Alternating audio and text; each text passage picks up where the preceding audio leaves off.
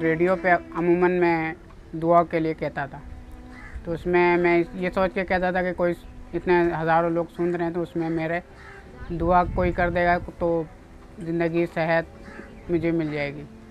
तो इसी तरह मैं करता रहा तो मुझे ख़ास तौर पे मैं इन ऐसे मौक़ों पे को ज़्यादा मैं कोशिश करता था कि जैसे रमज़ान के दिन हो गए, शब रात के दिन हो गए। उसने एक जुमला कहा जो मुझे बहुत टच कर गया। वो जुमला था कि आज सारी माएँ मुझे एक बार दिल से दुआ दें कि मैं सेहतमंद हो जाऊँ। मैं सेहतमंद होना चाहता हूँ। सबसे बड़ी बात ये थी कि मैं चाह रहा था कि हमें हेल्प नहीं की जाए। हेल्प तो एक दिन होगी, 2 दिन होगी, तीसरे दिन फिर, और उससे सबसे बड़ी बात ये होता है कि आदमी फिर ज़िंदगी में बेकार हो जाता है। मुझे जो सबसे ज़्यादा इस दुनिया में किसी ने इंस्पायर किया वो आमिर ने किया, और मैं इतनी इंस्पायर थी कि मेरा दिल था कि मैं इस बच्चे के लिए क्या करूं जो इसको खुश कर दे। और वो खुशी की तलाश जो थी वो मुझे आज यहाँ लाई, क्योंकि आमिर ने मुझे कहा कि मैम इस तरह आंटी आप मदद मत कीजिए, मुझे आप कुछ काम दीजिए। काम के लिए मैंने बड़े से बड़े कंपनी के मालिक से बात की, छोटे से छोटे फैक्ट्रियों में गई, लेकिन लोगों को समझ में नहीं आ रहा था कि एक ब्लाइंड बच्चा जो 3 हफ्ते में 3 दिन डायलिसिस के लिए हॉस्पिटल में रहता है किस तरह काम करेगा। इन्होंने मुझे मनी प्लांट का पौधा दिया था, तो उसमें ये स्टिक लगी हुई थी, तो वो देख के मेरे को कुछ आइडिया आया। फिर वो मैंने जब बनाया तो वो आंटी की भी ख्वाहिश थी कि कोई ऐसे कोकोपुल मुझे बना के दे दे। कोकोपुल इसने इतने खूबसूरत बनाए कि उसके बहुत ऑर्डर आने लगे, और वही ऑर्डर जो है वो और बच्चों की रोज़ी का वसीला बनते रहे। और आमिर की इसमें जो सबसे ज़्यादा अच्छी चीज़ थी, आमिर अपने लिए कम और दूसरों के लिए मुझसे ज़्यादा कहने लगा। आमिर हमेशा मुझे ये कहता था कि आंटी एक और बच्चा है, उसकी 5 बहनें हैं, उसके फादर की डेथ हो गई है, इसके लिए आप कुछ कर दीजिए। नायम आंटी को जो चीज़ बोलता है कि हमें जो आइडिया देता है कि वो उसको करती है, वरना अमूमन ही होता है कि नाबीना अगर हो गया तो वो समझते हैं कि ये इनका जहन भी बेकार हो गया। इस बच्चे की वजह से मैं रुकी नहीं, हम दोनों मिलकर चलते रहे। ये नर्सरी भी यूँ खुली कि हमारे स्टिक्स सेल होना बंद हो गए, जो इन 5 बच्चों की रोज़ी चल रही थी अब वो कहाँ से आती, क्योंकि स्टिक ही नहीं सेल हो रहे थे। और आप यकीन करें उसके बाद मैं एक बार फिर अल्लाह मियाँ के सामने मैंने कहा कि ये क्या कर क्या रहे हो, मेरे समझ में नहीं आ रहा था। मैं उससे पूछती थी अब क्यों, वाई, मैं कहाँ से इतने सारे पैसे जमा करूँगी, सेल्स क्यों बंद हो गई। मगर अल्लाह ने कहा ना क्यों मत पूछो, चलते रहो। और बिलीव करो कि उस वक़्त मैं समझ रही थी कि अल्लाह ने बहुत जुल्म कर दिया। मुझे नहीं पता था कि मुझे यहाँ लेकर आएगा। मुस्तकबिल में मेरा हमारी प्लानिंग में यही है कि रोज़गार का ज़रिया बनाया जाए। इसलिए उसमें यानी सिर्फ प्लांट नहीं हो, उसमें और भी होता है। जैसे कैंडल मेकिंग है, कैंडल मेकिंग में हम डिफरेंट कैंडल मेकिंग, जैसे फ्लावर बने उसमें दूसरे टाइप के, और जैसे चेयर कैन होता है, जैसे चेयर बुनते हैं, इसका काम हो। फिर इसमें जो मैं चाहता हूँ कि जो लोग ज़्यादातर जैसे हमारे पास ताज हैं, तो ताज जैसे बहुत सारे इलेक्ट्रॉनिक आइटम बना लेते हैं, इस्त्री बना लेते हैं, तो मैं चाह रहा हूँ कि इसकी भी रिपेयरिंग के अगर कोई कॉन्टैक्ट है, ये भी काम हमारे को दिया जाए।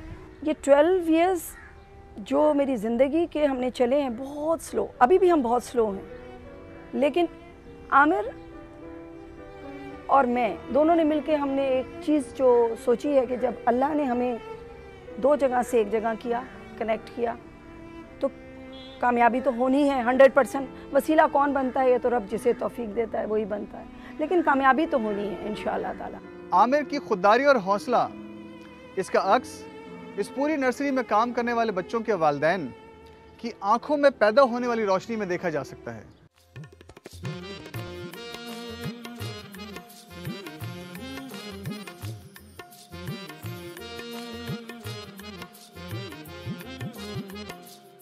जिंदगी ये सफर में कट रहा है रास्ता, जिंदगी ये सफर में कट रहा है रास्ता। काम करता हूँ, घर में खुश हूँ, घर में खुशी है, घर में काम करता हूँ।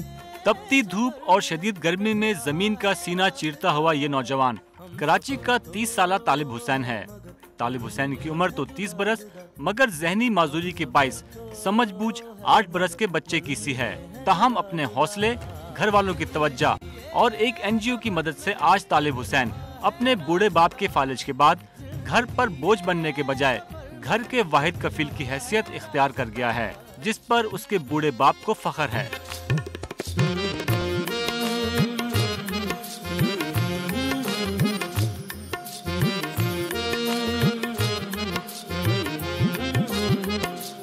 मेरे बीमार होते हुए 4-5 साल हो गए। तो ये जो है इतना कुछ होता है कि ये अपना घर का खर्चा मर्चा ये वो चलाते रहते हैं।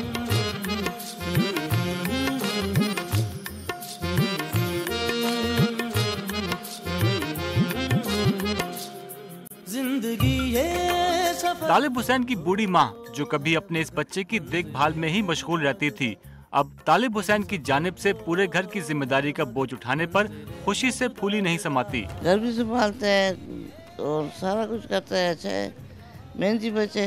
जिंदगी ये सफर में कट रहा है रास्ता, जिंदगी। ये तालिब हुसैन की मेहनत और हौसला ही है जो सख्त जमीन के सीने को कोंपले खिलाने पर मजबूर कर देता है।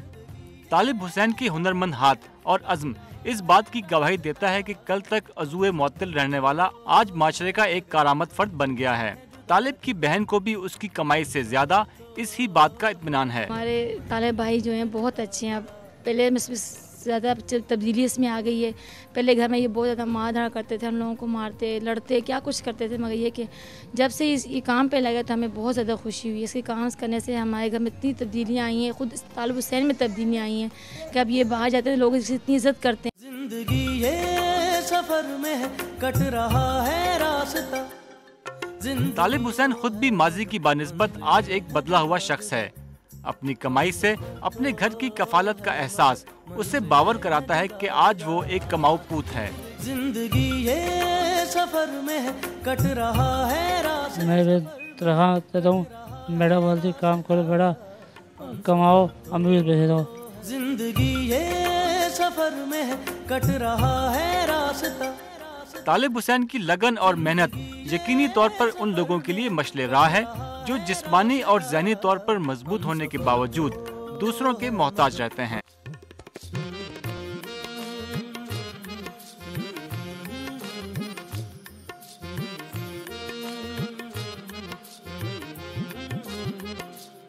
जिंदगी ये सफर में कट रहा है रास्ता। इतने बड़े बड़े खंबे लगे तो मुल्क भर में हैं, लेकिन लगता है ये कपड़े सुखाने के काम आएंगे क्योंकि बिजली तो आती नहीं। इसी बिजली का शिकार एक लड़का मोहम्मद साजिद। दर्द दिल के वास्ते पैदा किया इंसान को, वरनतात के लिए कुछ कम न थे करूबियाँ। क्लिफ्टन की एक नर्सरी में खामोशी से काम करने वाला एक मजदूर हाफिज़ साजिद हुसैन। हाफिज़ साजिद हुसैन ने कुरान पाक हिफ्ज़ करने के बाद बाइज़्ज़त ज़िंदगी गुजारने की तगदो शुरू की। दोस्तों और घर वालों की रहनुमाई से हाफिज़ साजिद हुसैन ने मोटर वाइंडिंग का काम सीखा। आस्ता आस्ता कैन का काम सीखा। जैसे इसमें आता है 3-4 किस्म की बुनाइयाँ, बल्कि ज़ायद आते हैं। सिंधी बुनाई है, कच्ची सिंधी है, कंबेली है, लेहार लाहौरी है, लपेट है, नमक पार है, बहुत सारे किस्म के बुनाई है। फिर उसके बाद वहाँ पे कैंडल का कोर्स हुआ। कैंडल के बाद जो है मैंने मोटर वाइंडिंग की काम कुछ अपने घर पे सीखा है मामा के साथ, मामू के यानी के। फिर उसके साथ मैंने Pakistan association of the blind में वहाँ पे सिर्फ हफ्ते कोई क्लास होती थी मोटर वाइंडिंग की, वहाँ से मैंने डिप्लोमा हासिल किया मोटर वाइंडिंग की। हाफिज़ साजिद ने अपने हुनर से नफ़ा हासिल करने के लिए कराची के इलाके मलीर में इलेक्ट्रीशियन की दुकान शुरू की और 7 साल तक इस रोज़गार से वाबस्ता रहा। 7 साला सिलसिला रोज़गार के इख्तिताम की वजह बनी लोड शेडिंग। हद से ज़्यादा लोड शेडिंग ने हाफिज़ साजिद को दुकान बंद करने पे मजबूर कर दिया। दुकान इसलिए सिलसिले से बंद किया कि हमारा आजकल पाकिस्तान कराची के अंदर इतना लोड शेडिंग हो रहा है। सुबह जाते थे दुकान पे लेट नहीं है, 12 बजे आ रहे हैं, 1 बजे फिर जा रहे हैं। मलीर के अंदर ये सिलसिला जारी रहा। फिर तकरीबन 7 साल मैंने दुकान चलाया, उसके बाद मैंने दुकान को बंद कर दिया।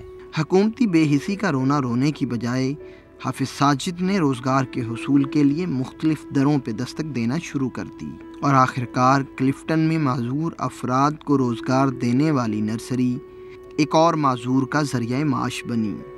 तो यहाँ पे मैं आया तो यानी कि मुझे बहुत खुशी हुआ जब यहाँ पे मेरा जॉब मिल गया। अच्छा खासा गुजर भी हो रही है, यानी कि हम जो इतने दूर पे रहते हैं मलीर के अंदर आना जाने के लिए हमारे लिए मुश्किलात हैं। तो मुश्किलात के लिए भी आमिर भाई से बात ये हुआ, भाई हमें मकसद 6000 मिल रहे तो उसमें से हम कन्वेंस में लगाएं आने जाने में। तो आमिर भाई ने ये भी सहूलत दे दी है कि आप जो 3 टाइम खाना यहाँ पे खाएँ तो जुमेरात हफ्ते में जिस दिन आपका दिल चाहे हफ्ते में 1 दफ़ा या 2 दफ़ा रात को चले जाएं, सुबह आ गए, हफ्ते में एक छुट्टी भी है। हाफिज़ साजिद के बाइज़्ज़त रोज़गार की एक और वजह उनकी छोटी सी बेटी है, जिसके हलाल लुक़मे के इंतज़ाम के लिए वो ये सब कुछ कर रहा है।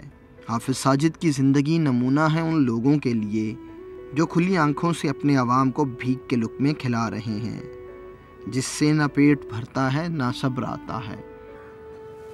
इस नर्सरी के पौधे मुझे इसलिए भी बहुत खूबसूरत लगते हैं क्योंकि यहाँ सारे काम करने वाले लोग ज़िंदगी से ज़्यादा ज़िंदा हैं। ताज मोहम्मद, अपनी माँ के सर का ताज।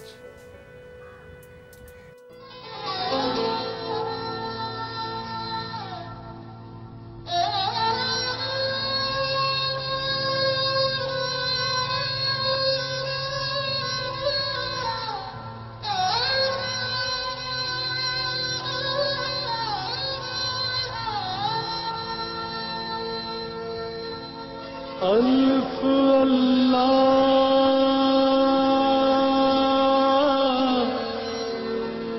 चंबे दिल सवात का रिहायशी ताज मोहम्मद आला तालीम और बेहतर ज़िंदगी के लिए सवात को खैर बात कहकर 2000 में कराची आया तो उसकी आंखों में बहुत से अनदेखे ख्वाब थे। 2 पहियों की कुर्सी पर बैठे ताज मोहम्मद ने ज़िंदगी का पहिया चलाने के लिए कई दरों की खाक छानी, कभी कोई कपड़े का कारखाना तो कभी कंप्यूटर ऑपरेटर, लेकिन हर जगह उसका इस्तेहसाल होता रहा। कहीं तनख्वाह कम से कम उजरत से भी कम तो कहीं 12-12 घंटे की नौकरी। अहले शहर ताज की माजूरी का एहसास करने से भी माजूर नजर आए।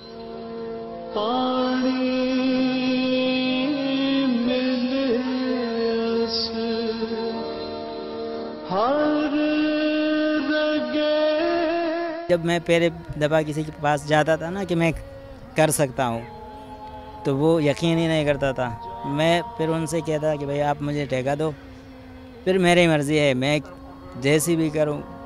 मैं सीढ़ी पे, आप कहते हैं कि आप कैसे चढ़ोगे, वो मेरे काम है, मैं कैसे चढ़ता हूँ।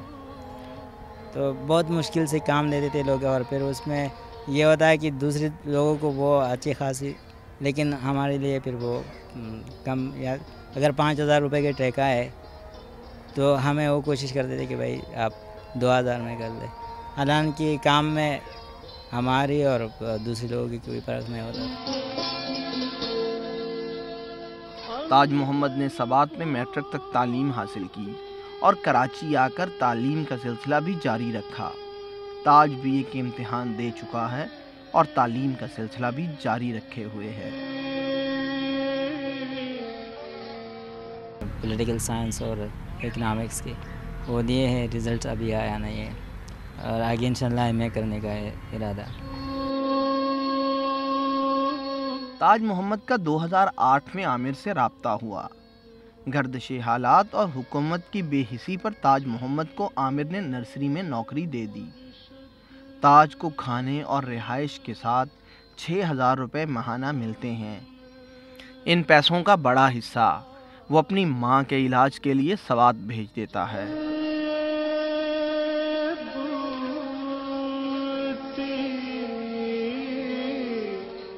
सबसे पहले तो मैं इससे, मेरी वालदा है जो सवात में रहती है गांव में, मैं आधी सैलरी अपनी अम्मा को भेजता हूँ क्योंकि वो बीमार रहती है, उनकी मेडिसिन वगैरह के लिए। सवात से कराची का ये सफ़र अभी तक ताज मोहम्मद की ज़िंदगी में आसानियाँ नहीं ला सका। माजी की गलतियों को ठीक करने में मसरूफ़ हुकूमत वक्त इन माजूरों की भी बैसाखी बन सकेगी, या ताज की ज़िंदगी का पहिया ऐसे ही चलता रहेगा।